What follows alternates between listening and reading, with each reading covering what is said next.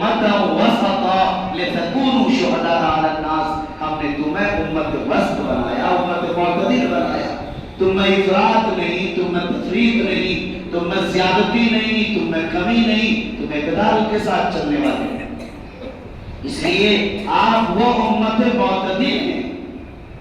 تو بہرحال مجھے عرض یہ کرنی تھی آپ حضرات کے سامنے کہ دیکھیے، آپ حضرات علم و ادب کی سرزمین سے تعلق رکھتے ہیں، یہاں ادارے ہیں، مراکز ہیں، افراد و اشخاص ہیں، آپ کا پاور ہاؤس سے رابطہ رشتہ ہے، اس لیے آپ بھی پاور ہاؤس سے قریب ہونے اور بیٹری نہیں بیٹرا بلکہ یہ سمجھ لیجئے کہ پورے سپر پاور کے ساتھ آپ کا تعلق رہنے کی وجہ سے آپ بھی ہر وقت چارج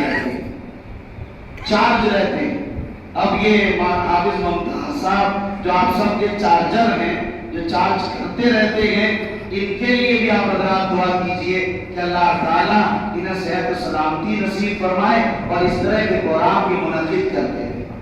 یہ میں نے اس پس منظر میں بھی کہا کہ لوگ یہ سمجھتے ہوں کہ ہر دن حافظ ممتاز کسی مولوی کو پکڑ لیتے ہیں اور ہر دن اعلان کرتے ہیں کہ کوئی لوگ پروگرام ہو جائے، یہ کیا مذاق بنا رکھا ہے؟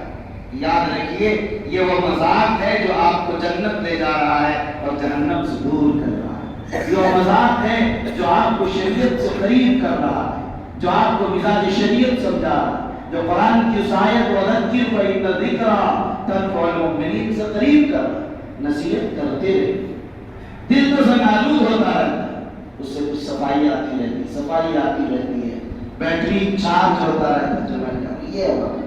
تو اس لیے اس طرح کے پروگراموں کو منعقد کیجئے اور اس طرح کے پروگراموں کے منعقد کرنے والوں کی تائید کیجئے، انہیں حوصلہ دیجئے اور ان کاموں کو آگے بڑھائیں۔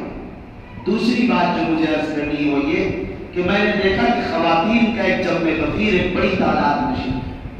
یہ خاص پہل ہے اور یہ نیا کام ہے جو نمونہ ہونا چاہیے پوری امت مسلمہ کے لیے اور تمام اہل بہار کے لیے کہ سدری بختیار پور ایک نمونہ پیش کرنا، مساجد میں جمع کر کے اس طرح جہاں مرد سن رہے ہیں وہاں عورتیں بھی سن رہی ہیں۔ کیا مردوں کو بیان سننے کی ضرورت ہے، عورتوں کو سننے کی ضرورت ہے؟ عورتوں کو زیادہ سننے کی ضرورت ہے۔ کیوں؟ اس لیے کہ عورتوں کے پاس 4-5 بچے ہر وقت رہتے ہیں، مرد کے پاس تو بازار ہے، دکان ہے، کارخانہ ہے، کھیت ہے، سفر ہے، وہ گھر میں نہیں بیٹھتے، اکیلے رہتے۔ وہ جب سنیں